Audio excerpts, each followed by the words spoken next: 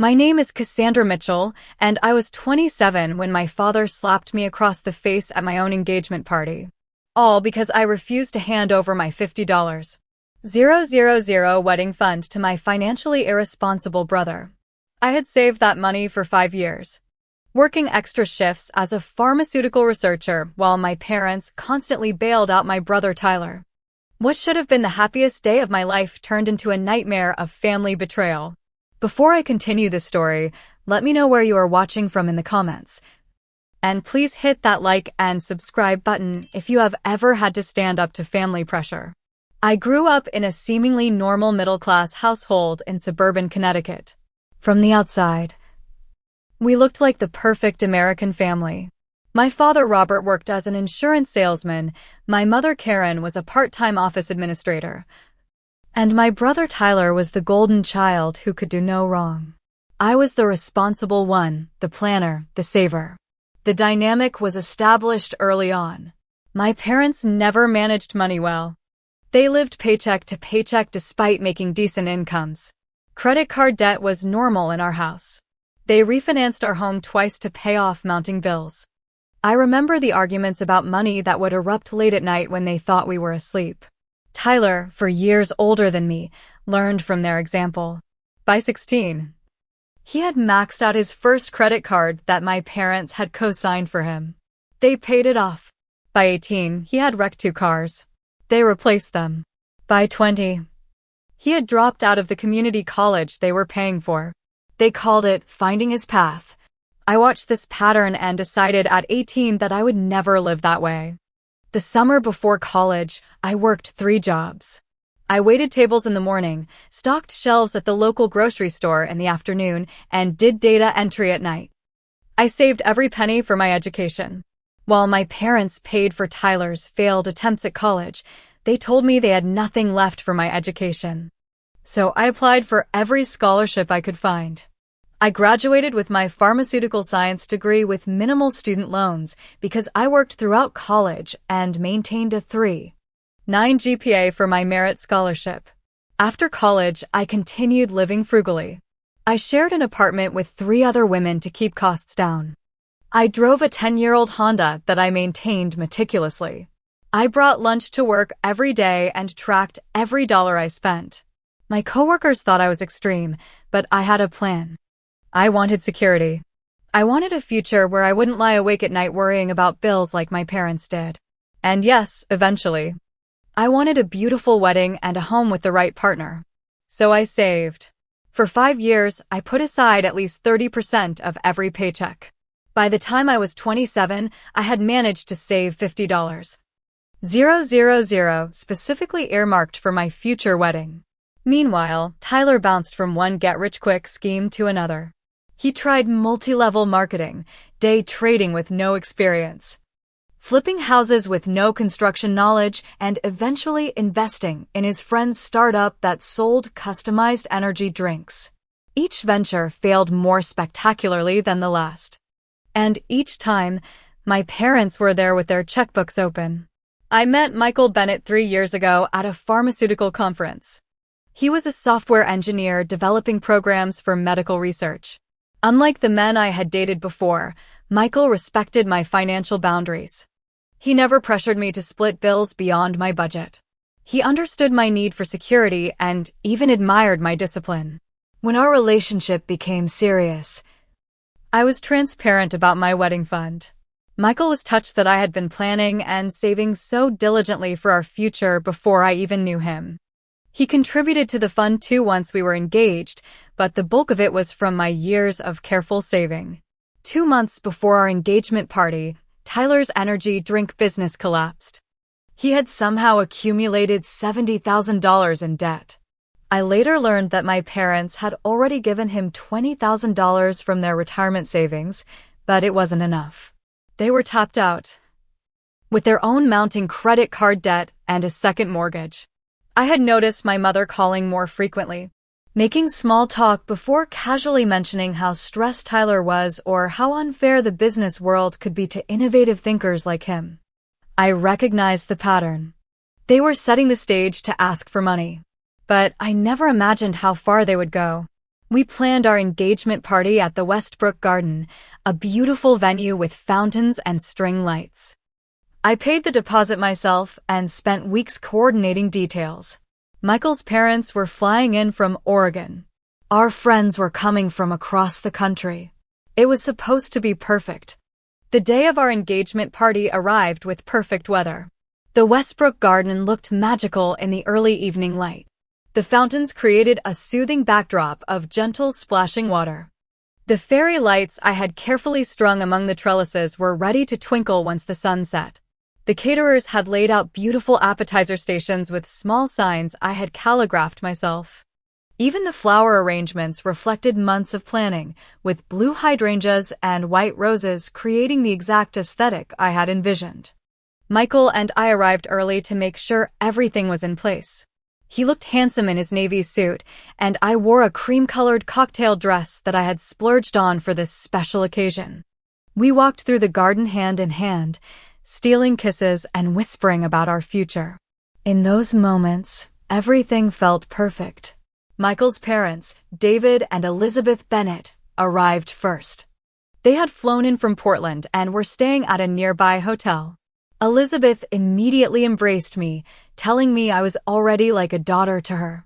David, more reserved but equally warm, shook Michael's hand before pulling him into a hug.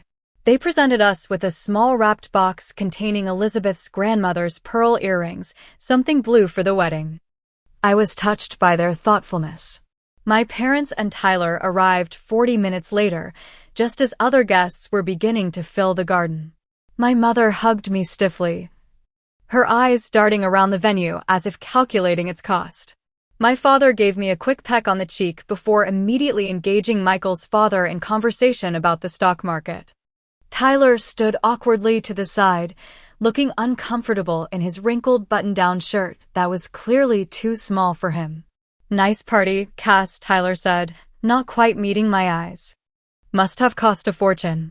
I ignored the implication and offered to show him to the bar. As we walked, I noticed him checking his phone repeatedly and looking anxiously toward our parents. Something felt off, but I pushed the feeling aside. This was my engagement party. I wouldn't let family tension ruin it.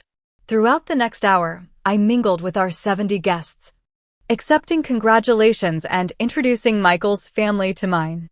My college roommates had driven 3 hours to be there. My colleagues from the pharmaceutical lab presented us with a beautiful crystal vase. My childhood neighbor who had watched me grow up dabbed tears from her eyes as she told Michael how lucky he was. But every time I looked for my parents, they seemed to be in deep conversation with Tyler in different corners of the garden. My mother's expression grew increasingly distressed. My father checked his watch repeatedly and downed 2 scotches in quick succession. Tyler paced and gestured emphatically. Something was definitely wrong. "Is everything okay with your family?" Michael whispered when we had a moment alone. "They seem agitated." "I'm not sure," I admitted. "But whatever it is can wait. Tonight is about us." At 8 o'clock, Michael clinked his glass for everyone's attention. The garden fell silent as he began his toast. He spoke about how we met. Our first date at a little Italian restaurant where he spilled wine on my white blouse, and how he knew I was special when I laughed it off instead of getting upset. He talked about our shared values and dreams. Then he got down on one knee again, even though we were already engaged, and asked me to marry him in front of all our loved ones. The crowd erupted in applause as he slid the ring on my finger and kissed me. For that perfect moment, everything else faded away. I was happier than I had ever been. After the toast, our friends took turns sharing stories and well wishes. Michael's best friend from college recalled how Michael had called him after our first date, certain he had met his future wife. My best friend Heather shared how she had never seen me as happy as I had been these past 3 years with Michael. The joy in the garden was palpable. As the night progressed and dinner was about to be served, I felt a firm hand on my elbow. My father was steering me toward a small alcove away from the main party. My mother and Tyler followed closely behind. Michael was across the garden, deep in conversation with his college roommate. "We need to talk," my father said, his voice tight. Now. The look in his eyes made my stomach drop. Whatever this was, it wasn't going to be good. I allowed myself to be led to the secluded corner, already feeling the happiness of the evening beginning to slip away. "Cassandra, we need your help," my father began once we were in the alcove, his voice uncharacteristically humble. "Tyler is in serious trouble." I looked between them, my father's forced smile, my mother's tearful eyes, and Tyler's sullen expression. I had seen this tableau many times before. "What kind of trouble?" I asked, already knowing where this was heading. "The business fell apart," Tyler said, staring at his shoes. "I owe some people a lot of money. They're threatening me kind of money." My mother stepped forward, clutching my hands. "Sweetie, we know about your wedding fund." The pieces clicked into place. A cold feeling spread through my chest. "No," I said firmly. "Absolutely not." "Just listen," my father said, his tone hardening. "Tyler needs $50,000 to pay off these guys. These aren't people you mess with. He could get hurt." "And what about my wedding? The one I've been saving for since before I even met Michael." I pulled my hands away from my mother's grasp. "You can have a simple wedding," my mother suggested, as if she was offering a reasonable compromise. "Or postpone it a year while you save up again. You're good at saving." I couldn't believe what I was hearing. "I've been saving for 5 years, Mom. 5 years of extra shifts and skipped vacations. That money is for my future. Family comes first." My father said, his voice rising slightly. "Tyler would do the same for you." I actually laughed at that. "No, he wouldn't. He's never saved a dime in his life. And he's never paid back a single loan you've given him." Tyler's face darkened. "That's not fair, Cass. I've had bad luck." "Bad luck? You've had nothing but chances and bailouts. I worked for everything I have." I could see a few nearby guests beginning to notice our huddle and the rising tension. Heather caught my eye from across the garden, her expression concerned. I gave a small shake of my head, not wanting to create a scene. "Look," I said more quietly, "I'm sorry you're in trouble, Tyler. But that money is spoken for.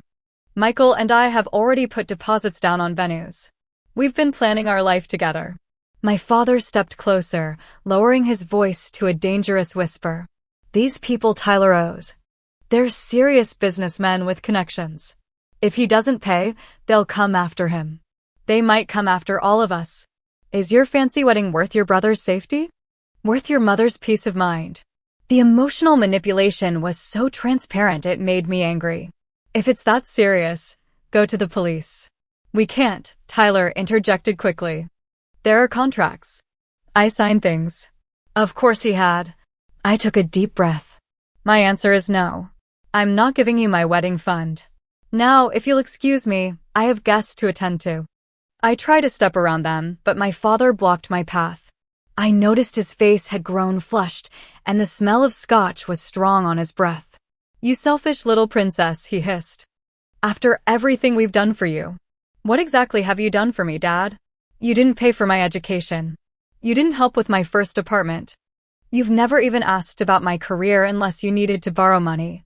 My mother gasped. "How can you say that? We gave you everything." "No, you gave Tyler everything. I worked for what I have."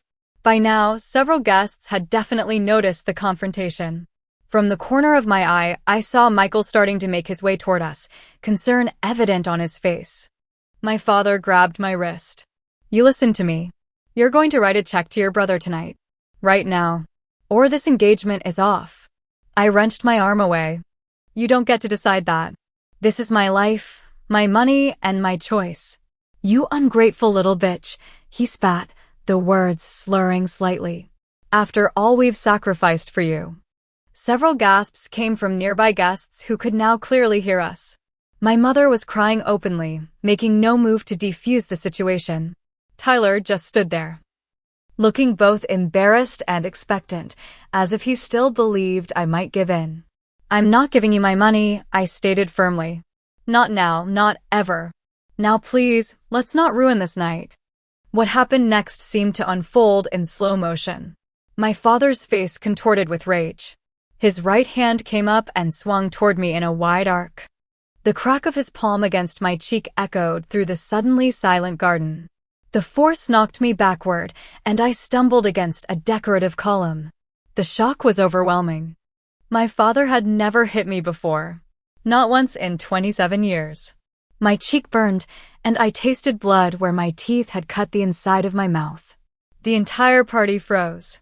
70 pairs of eyes witnessed my humiliation. Michael's parents stood with their mouths open in horror. Heather had her phone in her hand, and I realized dimly that she had recorded the whole thing. Michael reached us in seconds, putting himself between me and my father. "Don't you ever touch her again," he said, his voice shaking with fury. My father seemed momentarily stunned by his own actions, but quickly recovered. "This is family business. Stay out of it." I straightened up, touching my cheek gingerly. A strange calm settled over me. I looked my father directly in the eyes. "You're about to get a surprise you'll never forget," I said quietly. Then I walked past him toward the garden exit, pulling out my phone. Behind me, I heard my mother calling my name and Michael telling my father he needed to leave. I heard Tyler trying to defend our father, saying I had provoked him. With trembling fingers, I dialed 911. 911, what's your emergency? The dispatcher's calm voice contrasted sharply with the chaos unfolding behind me. "I'd like to report an assault," I said, my own voice surprisingly steady, "at the Westbrook Garden." My father just slapped me across the face in front of 70 witnesses. "I'm safe now, but I'd like officers to come."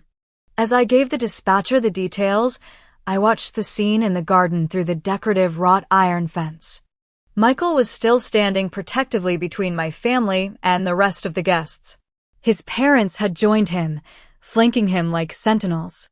My father was gesturing wildly, his face purple with rage.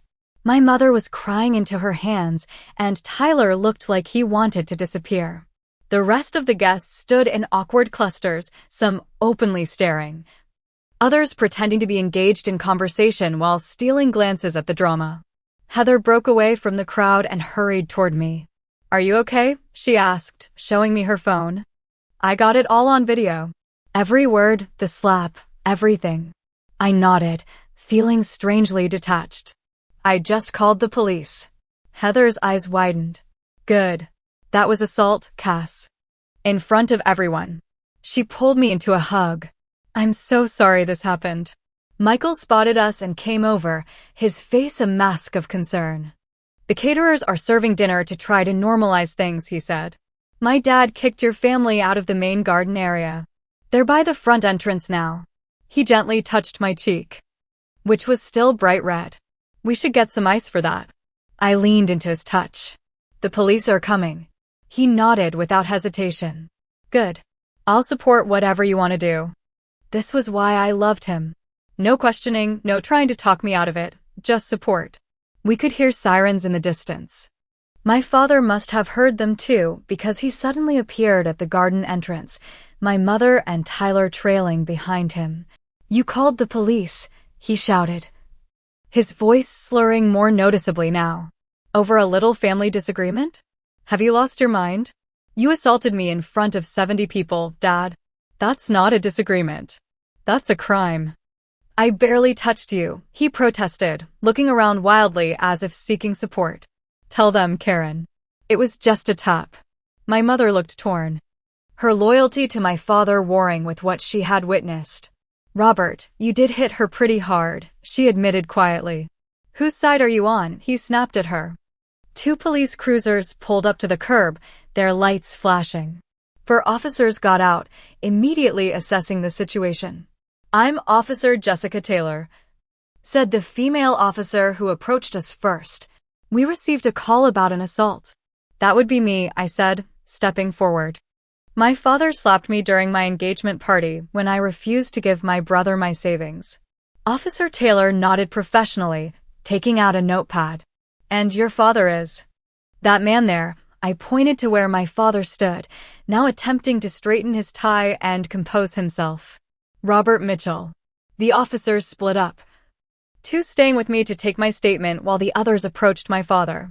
I explained everything from the history of financial manipulation to the confrontation and assault. Heather showed them the video she had captured. "That's pretty clear evidence," Officer Taylor said after watching it. "Would you like to press charges?" I hesitated only briefly. Yes, I would. Across the way, I could see my father becoming increasingly agitated as the officers spoke to him. His voice carried across the garden entrance. "This is ridiculous. A father can't discipline his daughter anymore? She's trying to let her brother suffer when she has the means to help him." One of the officers was speaking into his radio, and I caught fragments about visible intoxication and combative behavior.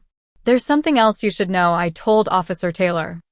I had security cameras installed around the garden for the event. The venue manager helped me set them up because we have gifts and personal items here. They should have captured everything from multiple angles. Officer Taylor raised her eyebrows, impressed. "That was smart planning. Can we access that footage?" I nodded and waved over the venue manager, who had been hovering nearby. He quickly confirmed that the security system had been recording all evening and led 2 officers to the control room. My father's face when he realized there were security cameras was a mix of shock and fear. For the first time that evening, he seemed to understand the gravity of what he had done. While we waited for the officers to review the footage, Michael brought me an ice pack for my cheek. His parents assured me they didn't blame me for the disruption and were appalled by my father's behavior. "No one should be treated that way," Elizabeth said firmly. "Especially not by family." About 15 minutes later, Officer Taylor returned with her partner. "The footage confirms your account," she said. "We're going to take your father into custody for assault." As if on cue. The other officers approached my father, who had been sitting sullenly on a decorative bench. When they asked him to stand and put his hands behind his back, he exploded. "This is insane. She's my daughter. I paid for her to be born. I put clothes on her back. You can't arrest me for disciplining my own child." "Sir, your daughter is 27 years old," one officer said calmly. "And striking another adult is assault, regardless of your relationship." As they handcuffed him, my father's face turned to me with a look of pure betrayal. "How could you do this to your own father?" "For money." "It's not about the money, Dad," I replied, loud enough for him to hear. "It's about respect. And boundaries. And the fact that you thought it was okay to hit me because I wouldn't do what you wanted." As they led him toward the police car, he suddenly blurted out, "The debt collectors will come after all of us. They know where you live, Cassandra. They know where you work." Officer Taylor paused. "What debt collectors would these be, sir?" My father clamped his mouth shut, suddenly realizing he had said too much. But Tyler, perhaps seeing an opportunity to shift blame, jumped in. "Just some guys Dad borrowed money from for my business. They're kind of in the gambling world." The officers exchanged meaningful glances. "We're going to need more information about that," one said. As my father was placed in the back of the police car, the reality of what had just happened began to sink in. My own father was being arrested at my engagement party. The celebration was ruined. And apparently, there was an even darker secret involving illegal gambling debts. My mother approached me cautiously, her mascara streaked down her cheeks. "Please, Cassandra, drop the charges." He didn't mean it. He's just desperate because of the money. These men have threatened him. "What men, Mom? What has Dad gotten himself into?" She looked away. "I don't know all the details. He's been borrowing to help Tyler, but also to cover some betting losses. It got out of hand." I shook my head in disbelief. "So this isn't even just about Tyler's business failing. Dad has a gambling problem too." "It's not a problem," she insisted weakly. "He just had some bad luck." The familiar refrain made me want to scream. Bad luck isn't a pattern that lasts decades, Mom. That's called consequences. As the police cars drove away with my father, and the remaining officers continued to take statements from willing witnesses, I looked around at the beautiful garden that was supposed to host one of the happiest nights of my life. The fairy lights still twinkled. The fountains still burbled peacefully. But everything had changed. Michael put his arm around me. "What do you want to do now?" he asked gently. I leaned into him, suddenly exhausted. I want to thank everyone for coming, apologize for the drama, and go home. This party is over. The week following my engagement party was a blur of police statements, tearful phone calls from my mother, and awkward explanations to friends and colleagues who had witnessed the debacle. Michael took time off work to support me, fielding calls and helping me process the shock. 3 days after the arrest, Officer Taylor called me with disturbing news. The investigation into my father's gambling debts had uncovered a pattern of illegal activities stretching back almost a decade. Your father has been involved with an underground gambling ring, she explained carefully. Not just as a patron, but helping to recruit new players and taking a cut of the profits. That's how he's been supplementing his income to bail out your brother's failed businesses. I sat heavily on my couch, phone pressed to my ear. Are you saying my father is part of some kind of organized crime? I wouldn't go that far, Officer Taylor said diplomatically.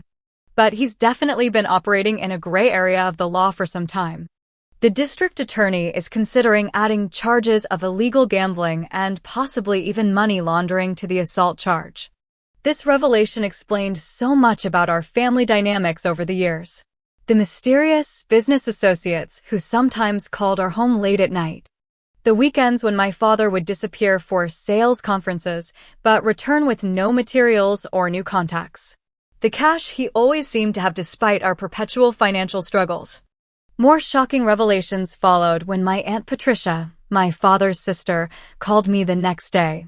I saw what happened on Heather's Facebook, she began. I'm so sorry, Cassandra. But I need to tell you something that might help make sense of all this. She proceeded to tell me that my father had borrowed $15,000 from her 3 years ago, claiming it was for my graduate school expenses. I had never attended graduate school. The money had likely gone to Tyler's failed food truck venture that year. I always wondered why you never thanked me for helping with your education, Aunt Patricia said. Now I understand you never knew. This call triggered an avalanche of similar revelations. My father's brother had invested $10,000 in a business opportunity that my father had presented as my first home down payment. My grandmother had contributed $5,000 to what she thought was a medical procedure I needed that wasn't covered by insurance. Even my cousin had loaned my father $3,000 for what he believed was a car repair after I had supposedly been in an accident. All told, my father had stolen nearly $40,000 from our extended family by using my name and fictional needs as the pretense. No wonder they had seemed so cold to me at family gatherings in recent years. They thought I had taken their money without so much as a thank you. I was devastated and humiliated. Not only had my father been stealing using my identity, but he had also been tarnishing my reputation within the family for years. When I called each relative to explain and apologize, most were understanding. But the damage to our relationships would take time to repair. Meanwhile, Tyler was facing his own reckoning. With my father in legal trouble and my mother frantically trying to secure a lawyer she couldn't afford, Tyler was suddenly without his safety net. His creditors were calling. And there was no parental bailout coming this time. He showed up at my apartment unannounced 5 days after the engagement party, looking haggard and desperate. Can we talk? He asked when I opened the door. I hesitated, then stepped aside to let him in, leaving the door open. Michael was due back with dinner any minute. And I wasn't comfortable being alone with any family member right now. Tyler paced my small living room, running his hands through his unwashed hair. This is all such a mess, Cass. Dad's lawyer says he could face serious jail time. Mom's a wreck. And these guys I owe money to are getting really impatient. What do you want from me, Tyler? I asked tiredly. I've already told you I'm not giving you my wedding fund.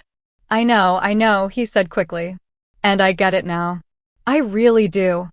But maybe you could loan me just enough to make a good faith payment? Like $5,000? Just to buy me some time to figure things out. I stared at him in disbelief. Are you serious right now? After everything that's happened? I'm desperate here, he exclaimed. These aren't nice people, Cassandra. They've started calling Mom too. Showing up at her house. Then go to the police. I suggested, not for the first time. I can't. He looked genuinely frightened. Dad wasn't just helping me with money. He was introducing me to investors. Turns out some of those investors were using the business to launder money. If I go to the police, I could be implicated too. I felt a cold wave of realization. Were you involved in Dad's gambling operation? Tyler wouldn't meet my eyes. Not directly. I just knew about it. And sometimes let them use my business accounts to move money around. I didn't ask questions. Oh my God. I sank onto my couch. Our entire family is criminal. Not you, Tyler said with a hint of bitterness. Perfect Cassandra, always following the rules. Before I could respond, Michael arrived with takeout bags. He assessed the situation quickly, setting the food down and coming to stand beside me. Everything okay here? He asked, his tone making it clear he was ready to ask Tyler to leave if necessary. Tyler was just explaining how he and Dad were involved in money laundering, I said, too exhausted for subtlety. Michael's eyebrows shot up. I think it's time for you to go, he told Tyler firmly. Fine. Tyler headed for the door, then turned back. For what it's worth. I am sorry about what happened at your party. Dad was way out of line. He paused. But you could have just helped family, Cass.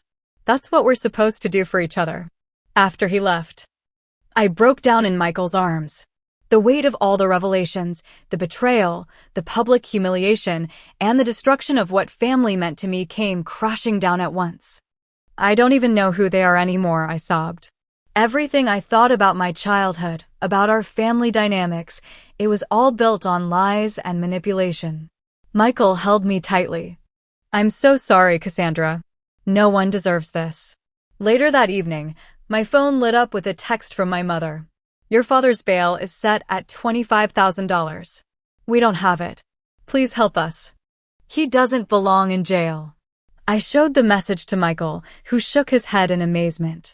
They're still trying to get your money, just in a different way now. I turned off my phone and curled up next to the man who had stood by me through this nightmare. I need some distance from all of them, I decided. At least until I can figure out what kind of relationship is even possible going forward. The next day, I contacted a therapist who specialized in family trauma. As I sat in Dr. Rachel Simmons' office explaining the tangled web of financial abuse, emotional manipulation, and shattered trust, she listened attentively before offering her perspective.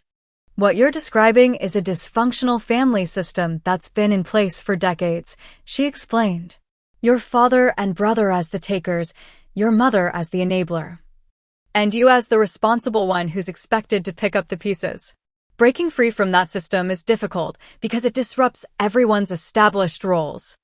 I just can't believe I never saw it clearly until now, I admitted. Sometimes it takes a catastrophic event to see patterns that have been normalized throughout your life, Dr. Simmons said. The question now is, what boundaries do you need to set going forward? It was a question I would spend the next several months trying to answer.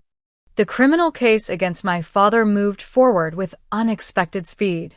With video evidence of the assault and multiple witness statements, the prosecutor had a strong case. But it was the financial crimes investigation that truly unraveled my father's life. 2 weeks after the engagement party incident, federal agents became involved, following the money trail from the gambling operation into various business accounts, including several connected to Tyler's failed ventures. My brother wasn't arrested, but he was called in for multiple interviews as a person of interest. Meanwhile, I threw myself into therapy with Dr. Simmons, meeting twice weekly to process not just the recent trauma, but the lifetime of manipulation I was only now recognizing. The clarity that came with distance was both liberating and painful. I always thought I was the problem, I told Dr. Simmons during our 4th session. Too rigid, too cautious, too unwilling to help family. But I was just responding to their constant taking. That's called gaslighting, she explained. When someone behaves inappropriately, but makes you feel like you're the one with the problem. It's a common tactic in financially abusive relationships. I began keeping a journal, documenting memories that now appeared in a new light. The time my father borrowed my first tax refund check when I was 16, promising to return it but never did. The The Christmas when Tyler received a car while I got a sweater because you're more practical and don't care about material things. The guilt trips when I couldn't attend family events because I was working extra shifts to pay for my education. Michael was my rock throughout this process. He never pressured me to reconcile with my family or to move on before I was ready. Instead, he listened, validated my feelings, and supported my journey towards setting healthy boundaries. I've been thinking about the wedding, I told him one evening as we sat on our small apartment balcony. I don't think I can go through with the big celebration we planned, at least not now. He took my hand. Whatever you want to do is fine with me. We could postpone, have something smaller, or even elope. The important thing is that we're together. His understanding brought tears to my eyes. I think I'd like something small. Just us and a few close friends. Maybe your parents. I don't think I'm ready to face my family at a wedding. My mother continued to call and text daily. Her messages oscillating between guilt trips, I can't believe you'd abandon your father when he needs you most, and desperate pleas, we're going to lose the house if you don't help with his legal fees. I maintained minimal contact, responding only to provide basic updates about my well-being, but refusing to engage in discussions about money or my father's case. Tyler's situation deteriorated rapidly. Without my parents' financial support and with his business connections now under federal investigation, he found himself truly on his own for the first time in his life. He was forced to sell his luxury car, move out of his expensive apartment, and take a job as a bartender to make ends meet. 3 months after the engagement party, he called me. Our conversations had been strained and infrequent, but his tone was different this time. I got a reality check. He admitted without preamble. My landlord showed up with an eviction notice, and I realized I had nowhere to go. Mom and Dad can't take me in. All my friends who I thought were so solid suddenly don't return my calls now that I can't pick up the tab. It's like, everyone's gone. That sounds really hard, I said carefully. Not wanting to offer false sympathy, but acknowledging his struggle. Yeah. Anyway, I found this studio apartment. It's kind of a dump, but it's what I can afford on my bartending salary. And I'm looking into night classes to get some kind of certification. I figure I need a skill that actually pays. That sounds like a good plan, I offered. There was a long pause. I never thanked you properly, he finally said, for paying for that lawyer consultation when Dad was first arrested. I know you didn't have to do that. I had forgotten about that. In the immediate aftermath, I had arranged and paid for an initial legal consultation for my father before the full extent of his crimes became clear. It wasn't much, but it was something. You're welcome, I said. And I'm sorry, Tyler continued, his voice rough. For everything. For the engagement party. For all the money over the years. For not seeing how hard you worked while I just took. I've been a shitty brother. It wasn't a complete acknowledgement of everything that had happened. But it was more accountability than Tyler had ever shown before. Thank you for saying that, I replied. Meanwhile, I reconnected with extended family members who had been victims of my father's schemes. My Aunt Patricia invited me to lunch. And we slowly rebuilt our relationship as she shared stories about my father's youth that helped me understand his obsession with money and status. Your grandfather was very hard on him about providing for his family, she explained. Nothing Robert ever earned was enough. I think he's been trying to prove himself his whole life. Understanding didn't excuse his behavior, but it helped me contextualize it. I wasn't ready to forgive, but I was beginning to process my feelings in a healthier way. For months after the engagement party, my father accepted a plea deal. He would serve 18 months in a minimum security facility for the financial crimes, with the assault charge resulting in probation to be served after his release. He would also be required to pay restitution to the family members he had defrauded and attend mandatory financial counseling and gambling addiction treatment. My mother was devastated by the sentence, claiming it would destroy what remained of our family. She had maintained her stance as my father's defender throughout the proceedings, minimizing his actions and placing blame on everyone from the prosecutors to Tyler's business partners to me for overreacting to the slap. Will you at least come say goodbye to him before he reports to prison next month? She begged during one of our infrequent phone calls. I considered it carefully, discussing the request with Dr. Simmons. I think I need closure, I decided. Not for him, but for me.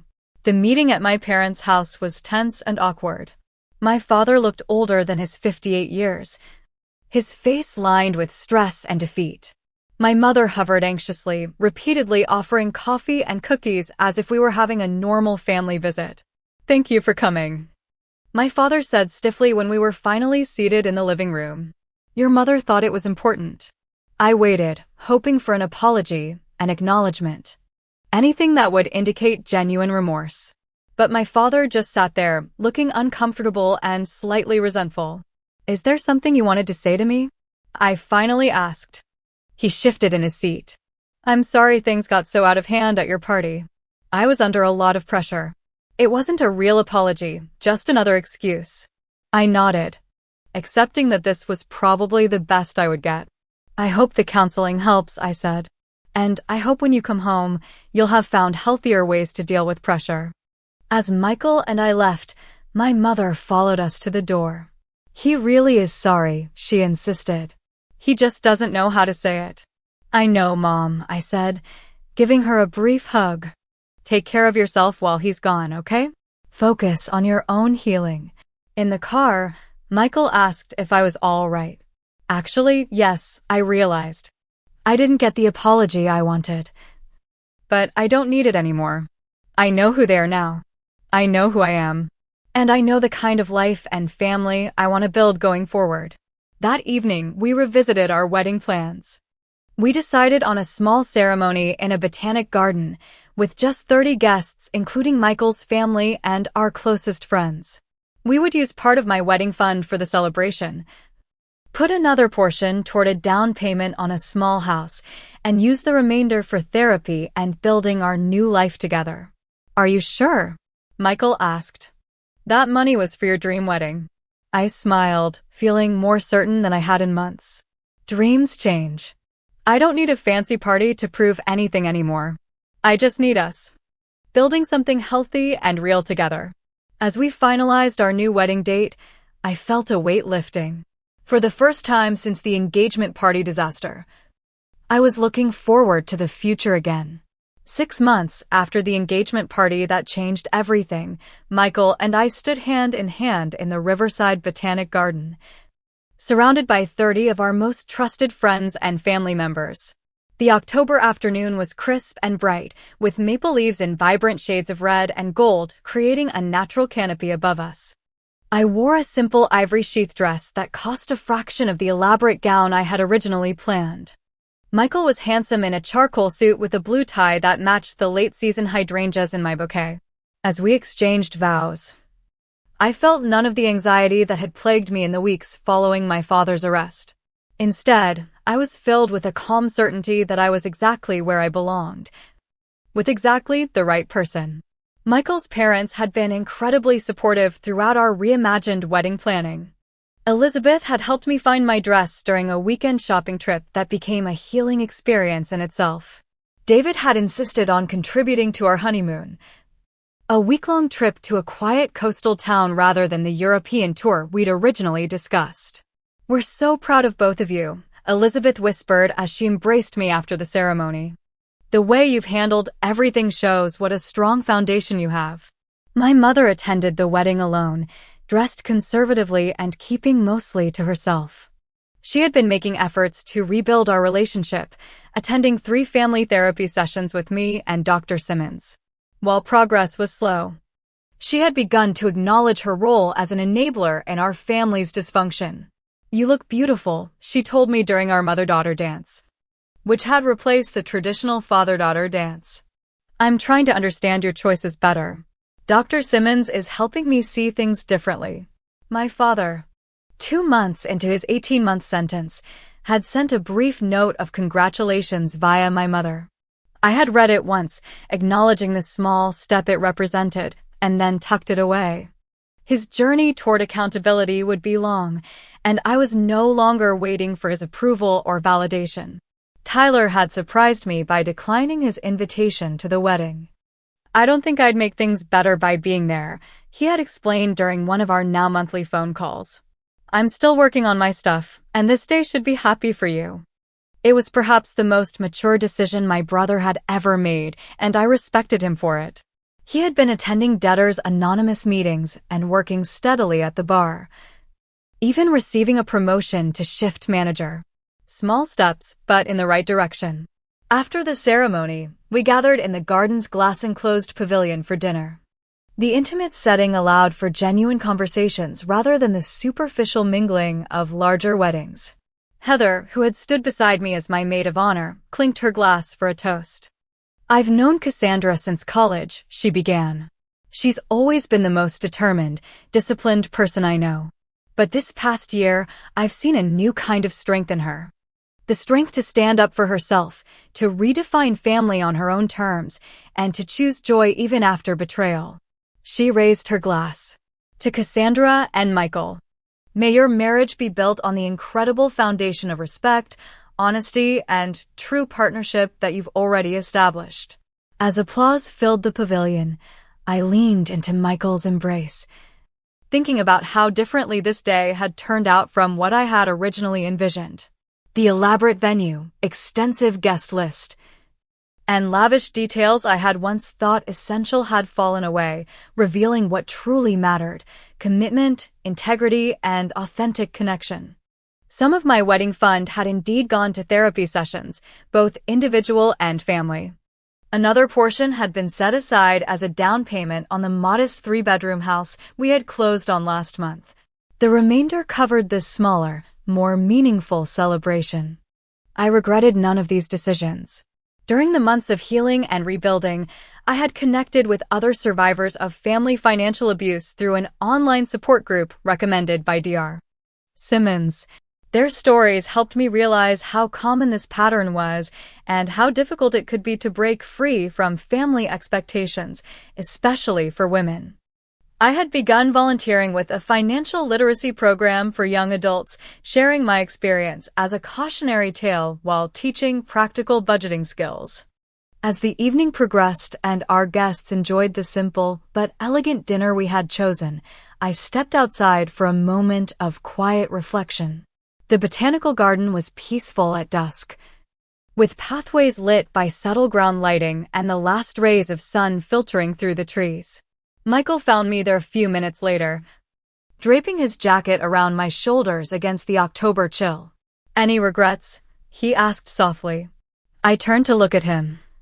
This man who had stood by me through the most challenging year of my life. "Not one," I answered honestly. "I wish things had been different with my family. I wish my father had been the man I thought he was growing up. But I don't regret standing my ground, and I definitely don't regret marrying you today exactly like this." He smiled, pulling me close. "I'm so proud of you. I know this year has been incredibly hard." "It has," I acknowledged. "But it's also been clarifying. I know now that respect can't be bought. Boundaries aren't selfish. And real love doesn't come with financial strings attached." We returned to our reception, where our chosen family awaited. My colleague from the lab had brought her homemade tiramisu instead of a store-bought gift. Michael's college roommate was teaching his grandparents how to do the Macarena, resulting in peals of laughter. My mother was engaged in what appeared to be a genuine conversation with Elizabeth, perhaps finding common ground as mothers-in-law. This was what family could be. I realized. Not perfect, certainly not without challenges, but built on mutual respect rather than obligation and fear. As Michael and I cut our small wedding cake, I thought about the journey ahead. We would build our life together deliberately, making conscious choices rather than following prescribed paths. I no longer felt the need to prove my worth through an expensive wedding or to earn my family's approval through financial sacrifice. The freedom in that realization was perhaps the greatest gift of this difficult year. Later that night, as we danced under string lights to our last song, I whispered to Michael, "Thank you for helping me learn what real family means." He kissed my forehead gently. "We're just getting started," he promised. And as our guests surrounded us with love and well wishes, I knew it was true. The family we would build together would have different values, different patterns, and different definitions of loyalty than the one I had grown up in. That family had been built on financial dependence, unspoken obligations, and the fear of saying no. Ours would be built on mutual support, honest communication, and the freedom to set healthy boundaries. The road to healing would be long. My relationship with my parents and brother would continue to evolve, with setbacks and difficult conversations alongside moments of genuine connection. But I had taken the first and hardest step, standing up for myself and refusing to participate in destructive patterns, even when it meant facing rejection and anger from those I had been taught to please at all costs. As we bid farewell to our guests and prepared to begin our married life, I felt a sense of peace that had eluded me for most of my life. The $50,000 wedding fund that had triggered so much drama had ultimately given me something far more valuable than the perfect celebration. It had given me the chance to redefine family on my own terms. "What are you thinking about?" Michael asked as we drove away from the garden, our simple reception finished, our new life together just beginning. "I'm thinking that sometimes the hardest moments lead to the most important growth," I replied. "And I'm thinking how grateful I am that we get to decide what our future looks like together." Have you ever had to stand up to family pressure for your own well-being? I hope my story shows that setting boundaries, while painful, can lead to tremendous personal growth and healing. If this resonated with you, please share your experiences in the comments below.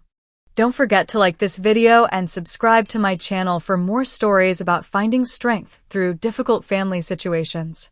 Thank you for listening to my journey, and remember, sometimes saying no to others means saying yes to yourself.